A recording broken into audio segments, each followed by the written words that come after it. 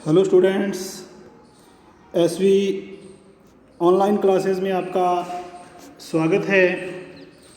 आज हम पढ़ेंगे कक्षा 12 की अनिवार्य हिंदी पुस्तक पीयूष प्रवाह के दूसरे लेसन का अंतिम पैराग्राफ जो है खादी का जन्म। इससे पूर्व हमने पढ़ा था किस प्रकार से शांति निकेतन में गांधी जी आए और बहुत ही कम दिनों तक उसमें रहे और किस प्रकार उन्होंने वहाँ मूलभूत जो परिवर्तन थे वो किए। और आज हम पढ़ेंगे खादी का जन्म, यानी कि गांधी जी खादी के परम भक्त थे और वो खादी अपनाना चाहते थे, अर्थात स्वदेशी निर्मित चीज़ों का ज़्यादा से ज़्यादा उपयोग करना चाहते थे। तो उसके बारे में आज हम पढ़ेंगे। मुझे याद नहीं पड़ता कि सन 1908 तक मैंने चरखा या करघा कहीं देखा था। चरखा सूत काटने वाला, करघा जिससे कपड़े वगैरह आदि बुने जाते हैं। जुलाहा परिवार इस काम को ज़्यादा करता है। फिर भी मैंने हिंद स्वराज्य यानी कि भारत अपना शासन खुद करे, क्योंकि भारत उस समय अंग्रेज़ों के अधीन था, अंग्रेज़ों का गुलाम था। तो इसलिए हिंद स्वराज्य की उनकी मांग थी कि भारत क्या हो, स्वतंत्र हो, उसका अपना खुद का राज्य हो, खुद का उसका शासन हो, तंत्र हो। हिंद स्वराज्य में यह माना था कि चरखे के जरिए या चरखे के माध्यम से हिंदुस्तान की कंगालियत मिट सकती है, यानी कि हिंदुस्तान जो कंगाल हुआ है, बिल्कुल ही गरीब हो चुका है, आर्थिक स्थिति बहुत ही कमज़ोर है इसके माध्यम से, किसके माध्यम से? चरखे के माध्यम से इसको जो कंगालियत है उसको दूर किया जा सकता है। और यह तो सबके समझ सकने जैसी बात है कि जिस रास्ते भूखमरी मिटेगी उसी रास्ते स्वराज्य मिलेगा। और यह बात सामान्य है कि जिस रास्ते से अगर हम भारत की भूखमरी मिटा सकते हैं तो उसी रास्ते से हमें स्वराज्य अर्थात स्वतंत्रता भी प्राप्त हो जाएगी, मिलेगी। सन 1915 में मैं दक्षिण अफ्रीका से हिंदुस्तान वापस आया। तो गांधी जी दक्षिण अफ्रीका से हिंदुस्तान वापस कब आए? 1915 में वे दक्षिण अफ्रीका से हिंदुस्तान वापस आए। तब भी मैंने चरखे के दर्शन नहीं किए थे, तब भी मैंने चरखा नहीं देखा था। आश्रम के खुलते ही उसमें करघा शुरू किया था। करघा यानी कि कपड़े वगैरह बनाने का एक यंत्र है। करघा शुरू करने में भी मुझे बड़ी मुश्किल का सामना करना पड़ा, यानी कि करघा जब मैंने शुरू किया तो उसके लिए भी मुझे बहुत सारी दिक्कतों का, मुश्किलों का, कठिनाइयों का सामना करना पड़ा। हम सब अनजान थे, अतएव करघे के मिल जाने भर से करघा नहीं चल सकता था। यानी कि करघा मिल गया तो इसका मतलब ये नहीं था कि अब काम चल जाएगा या करघा चल जाएगा। आश्रम में हम सब कलम चलाने वाले या व्यापार करना जानने वाले लोग इकट्ठा हुए थे, क्योंकि आश्रम में जितने भी व्यक्ति इकट्ठे हुए थे वो तो या तो कलम चला सकते थे, यानी कि पढ़े लिखे थे, कलम चलाने का काम करते थे, यानी पढ़ाई लिखाई का, या व्यापार करने वाला कारोबार जानते थे। यही लोग इकट्ठे हुए थे।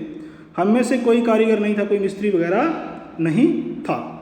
इसलिए करघा प्राप्त करने के बाद बुनना सिखाने वाले की आवश्यकता पड़ी।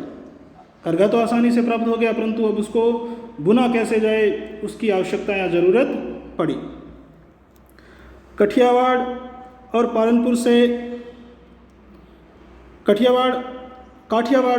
से करघा मिला और एक सिखाने वाला आया। उसने अपना पूरा हुनर नहीं बताया, पर मगनलाल गांधी शुरू किए हुए काम को जल्दी छोड़ने वाले नहीं थे। उनके हाथ में कारीगरी तो थी ही, यानी कि कलाकार तो वो थे ही, इसलिए उन्होंने बुनने की कला पूरी तरह समझ ली और फिर आश्रम में एक के बाद एक नए बुनने वाले तैयार हुए, अर्थात उन्होंने भी आगे बहुत सारे लोगों को करघा चलाना सिखाया। हमें तो अपने कपड़े तैयार करके पहनने थे, इसलिए आश्रम वासियों ने मिल के कपड़े पहनना बंद किया और निश्चय किया कि वे हाथ करके पर देसी मिल के सूत का बुना हुआ कपड़ा पहनेंगे। और इस करघा चलाने का एक फ़ायदा तो हुआ कि बहुत सारे लोगों ने ये निश्चय कर लिया कि जो आश्रम में जो कपड़ा बुना जाएगा उसी को हम अपनाएंगे, अर्थात जो मिलों में जो कपड़ा तैयार होता है उसको त्यागने का उन्होंने निश्चय कर लिया। ऐसा करने से हमें बहुत कुछ सीखने को मिला। हिंदुस्तान के बुनकरों के जीवन की, उनकी आमदनी की, सूत प्राप्त करने की, हिंदुस्तान के बुनकरों के जीवन की, उनकी आमदनी यानी कि आय, इनकम, सूत प्राप्त करने में होने वाली उनकी कठिनाई की, इसमें वे किस प्रकार ठगे जाते थे और आखिर किस प्रकार वो दिन प्रतिदिन कर्जदार होते जाते थे। यानी कि उनसे बहुत सस्ता कपड़ा खरीदा जाता था और बाद में मिलों में उसको बढ़िया तरीके से तैयार करके बहुत ही ऊंचे दामों पे उन्हीं को वापस बेच दिया जाता था। अर्थात वो दिन प्रतिदिन कर्जदार होते जा रहे थे, अर्थात उनकी आर्थिक स्थिति खराब होती जा रही थी। इस सब की जानकारी हमें मिली। हम स्वयं अपना सब कपड़ा तुरंत बुन सकें ऐसी स्थिति तो थी ही नहीं।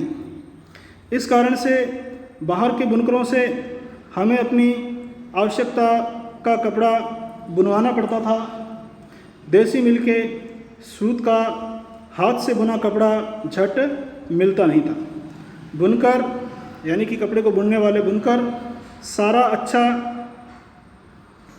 कपड़ा विलायती सूत का ही बुनते थे। विलायती यानी कि विदेशों से जिसको लाया जाता था, तो कपड़ा विलायती सूत का ही बुनते थे। यानी कि विलायत से, बाहर देशों से कपड़ा मंगवा लिया जाता था, अंग्रेज मंगवा लेते थे और बाद में उसी को ही बुनते थे। क्योंकि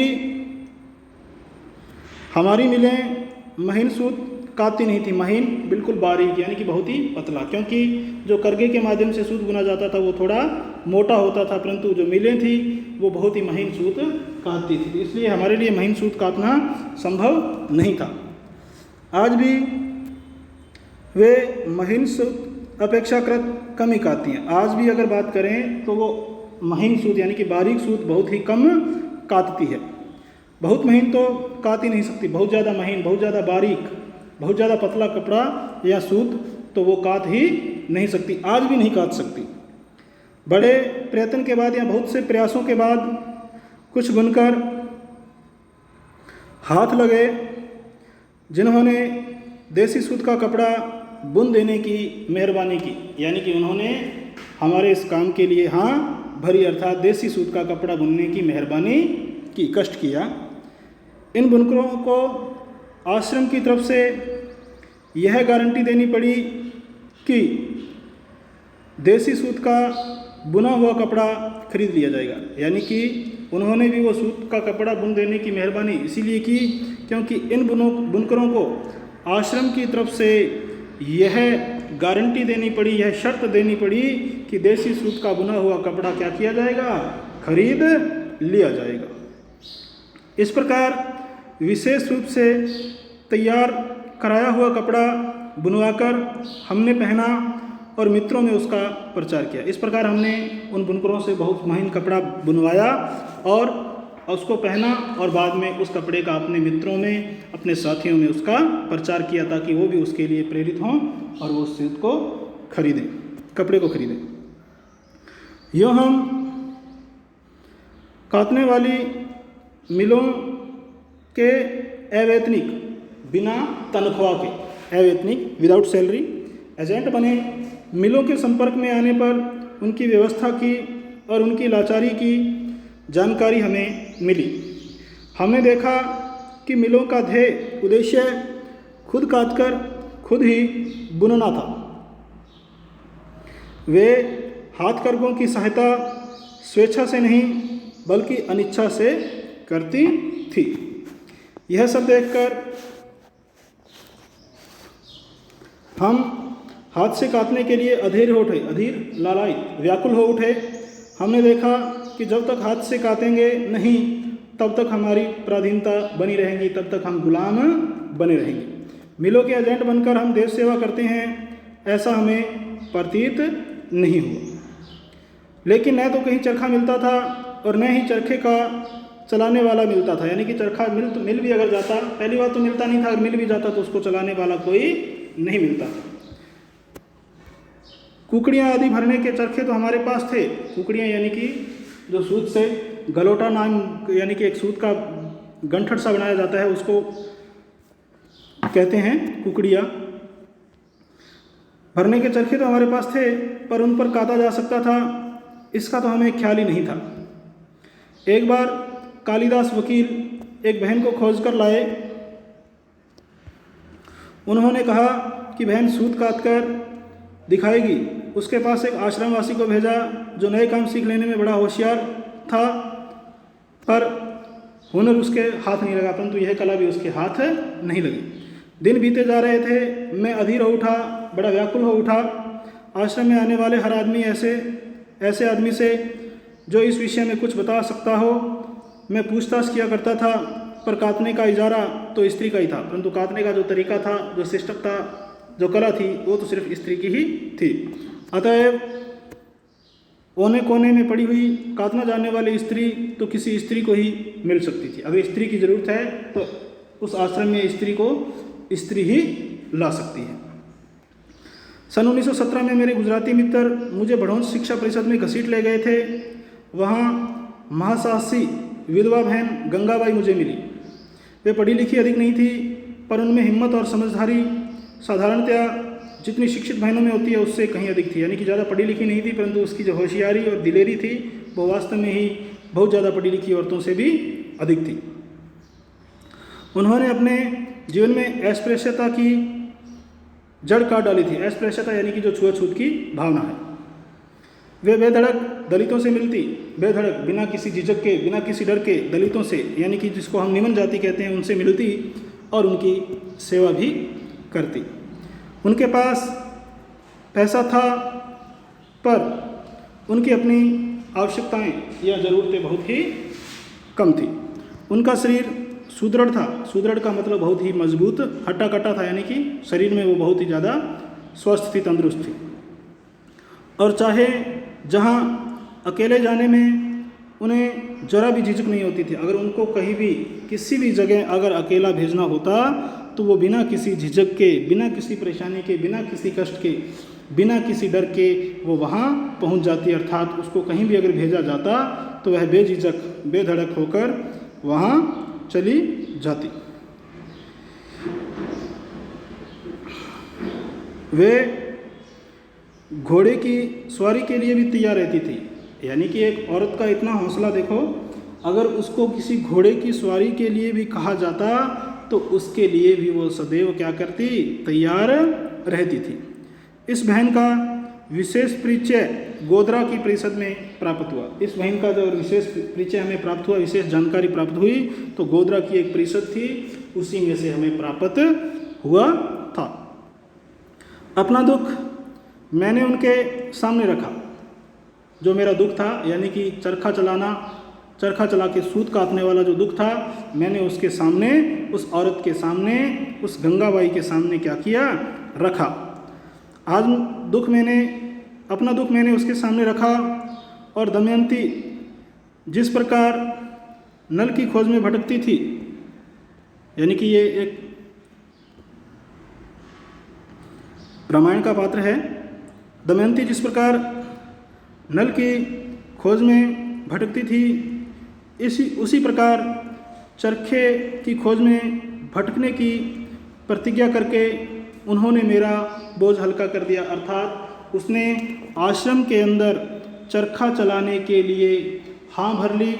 और इस प्रकार से जो हम लगातार प्रयास में थे, किस प्रयास में, कि आश्रम में चरखे की व्यवस्था की जाए और उस पे सूत काटने वाली की व्यवस्था की जाए। तो इस प्रकार से जो ये मेरी प्रतिज्ञा थी, इस प्रतिज्ञा को पूरा किया। अर्थात उस गंगाबाई नाम की एक विधवा महिला ने, जो बहुत ही दिलेर, होशियार और चतुर थी, कम पढ़ी लिखी होने के बावजूद भी वो बहुत ही ज़्यादा पढ़े लिखों से भी ज़्यादा समझदार और होशियार थी, उसने मेरे इस बोझ को क्या कर दिया, हल्का कर दिया। इस प्रकार यह लेसन आपका कंप्लीट होता है। और इस पाठ में आगे जो प्रश्न हैं ये आपको करने होंगे। जैसे एशियाई अधिकारी का सबसे बड़ा थाना था जोहान्सबर्ग। शांति निकेतन में गांधी जी पहली बार किन से मिले, काका कालेलकर से। तो और ये अति लघुतरात्मक प्रश्न हैं, ये आपको करने हैं। चारों के चारों ही आहार नीति पुस्तक में किनके विचारों का वर्णन किया गया है। दूसरा, गांधी जी के अनुसार आत्मज्ञान प्राप्ति के बारे में लोगों ने क्या भ्रम फैला रखा था। तीसरा है, हिंद स्वराज्य पर गांधी जी के विचारों का मजाक उड़ाते हुए गोखले ने क्या कहा। फिर चौथा है, शांति निकेतन में बर्तन मांजने वाली टुकड़ी थकान उतारने के लिए क्या करती थी। और आगे है लघुतरात्मक प्रश्न में बेल साहब ने गांधी जी के जीवन प्रवाह को किस तरह प्रभावित किया था। दूसरा है, इसमें दंड देने के औचित्य में गांधी जी को क्या शंका थी। और तीसरा प्रश्न है, गोखले ने गांधी जी को क्या प्रतिज्ञा करवाई। और चौथा है, फिनिक्स का रसोई घर स्वावलंबी बन गया था कैसे। और निबंधात्मक प्रश्न में भी 3 प्रश्न हैं। पहला है, गांधी जी ने सभ्य बनने के लिए जो प्रयोग किए उन्हें अपने शब्दों में लिखो। गांधी जी का सभ्य बनना, उस पॉइंट में आप इसको पढ़ोगे तो आपको उत्तर मिल जाएगा इसका आसानी से। और संकलित जो आत्मकथांश है, ये जो पूरा लेसन है गांधी जी की आत्मकथा से संबंधित है। इस कथांश के आधार पे गांधी जी के चरित्र की विशेषताएं आपको लिखनी है पूर्ण रूप से। और फिर नेक्स्ट है लास्ट प्रश्न इसका, खादी का जन्म पाठ के अंश का सार या सारांश अपने शब्दों में लिखना है। इस प्रकार से यह आपका प्रश्न लेसन नंबर 2 कंप्लीट होता है। आज के लिए इतना ही। कल हम पढ़ेंगे आगामी लेसन,